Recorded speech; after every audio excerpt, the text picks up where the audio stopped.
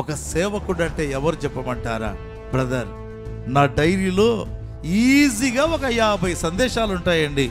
మీరు ఎప్పుడైనా చెప్పండి, తక్కువ ఒక సందేశం తీసి చెప్పమంటే చెప్తాను అని చెప్పే సేవకులు మనకు అక్కరలేదండి. దేవునికి ఎటువంటి సేవకులు కావాలి? ఒక బిడ్డ పుట్టాలి అంటే నొప్పులు ఖచ్చితమే కదా. ప్రసవ వేదన అంటారు. ఆ ప్రసవ వేదన లేకుండా బిడ్డ జన్మిస్తాడా? బైబిల్లో దేవుడే ప్రశ్నిస్తాడు, ఇదిగో ప్రసవ వేదన లేకుండా జన్మ అనేది కలుగుతుందా? అట్టి వార్త విని ఉండిరి. ఈ రోజుల్లో సేవకులు జొమాటో డెలివరీ బాయ్స్ లాగా ఉన్నారండి. ఏంటి, చికెన్ 65 కావాలి, ఒక్క ఫోన్ చేస్తే వచ్చేస్తుంది. ఒక డెలివరీ బాయ్ తీసుకొని ఇంటికి వచ్చి ఇచ్చేస్తాడు, నీట్గా పార్సల్లో పెట్టి ఇచ్చేస్తాడు. సేవకులు జొమాటో డెలివరీ బాయ్స్ లాగా ఉన్నారు.